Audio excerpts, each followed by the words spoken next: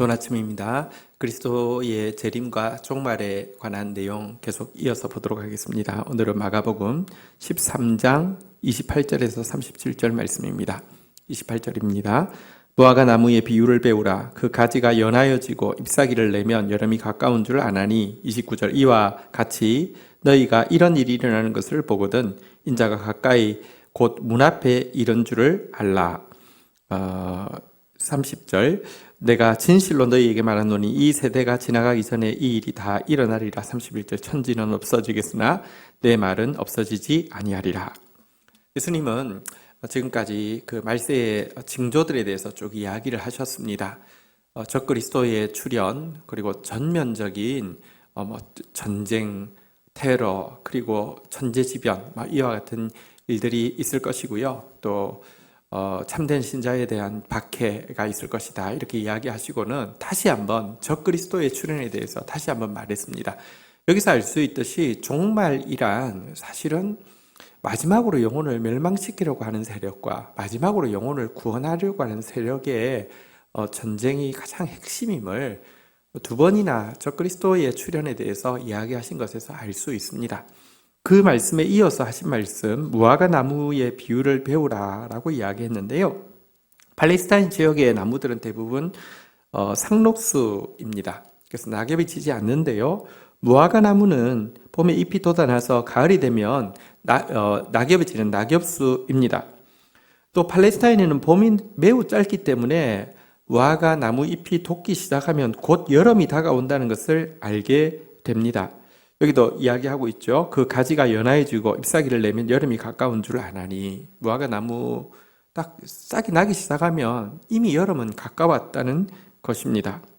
자, 이것을 통하여서 이와 같은 일들이 일어나는 것을 보거든, 다시 말하면 앞에서 이야기했던 적그리스도의 출현, 그리고 전쟁과 테러, 그리고 천재지변들, 기근들, 지진들, 이런 일들, 그리고 참된 기독교에 대한 박해, 이런 일들이 일어나고, 특별히 적그리스도가 창궐하는 일을 보면은 인자가 가까이 곧 문 앞에 이런 것을 알라라고 경고를 하고 있습니다.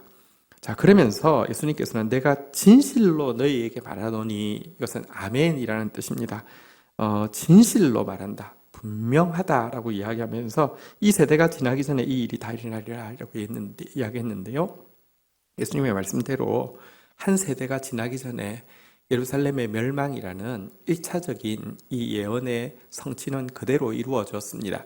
그래서 이 말씀에 잇대어 볼 때 앞에 나왔던 모든 내용들이 1차적으로는 예루살렘의 멸망의 때를 위해서 말씀해 주신 것을 알 수 있습니다. 그러나 또 31절 천지는 없어지겠으나 내 말은 없어지지 아니라 그랬는데요. 예수님의 말씀은 일회용이 아닙니다. 한번 하고 나면 용도가 폐기되는 것이 아닙니다. 특별히 종말에 대한 말씀은 종말의 예표인 예루살렘의 멸망으로 끝나는 것이 아니라 종말의 실제에도 이 일과 똑같은 일이 더 크고 광범위하게 일어날 것을 우리가 기억해야 될 것입니다. 자, 그래서 우리는 종말이 없을 것처럼 살아가는 많은 사람들 가운데서 살고 있지만, 하나님의 말씀대로 종말이 있을 것을 알고 천지는 없어져도 패하지 않을 주님의 말씀에 부끄러움 없이 설 수 있도록 재림을 준비하는 자로 살아야 할 것입니다. 자, 이어서 32절 보도록 하겠습니다. 그러나 그날과 그때는 아무도 모르나니 하늘에 있는 천사들도 아들도 모르고 아버지만 아시느니라. 한 가지 우리가 알아야 될 것은 그날과 그때는 아무도 모른다는 사실입니다. 여러분, 많은 이단들이, 적그리스도들이 나타나서 강조하고 있는 바가 자기는 그날을 아는 계시를 받았다는 것입니다. 그러나 예수님께서는 분명히 이야기하셨죠. 이것은 성부의 영역으로 성자이신 예수님도 알지 못한다고 했습니다.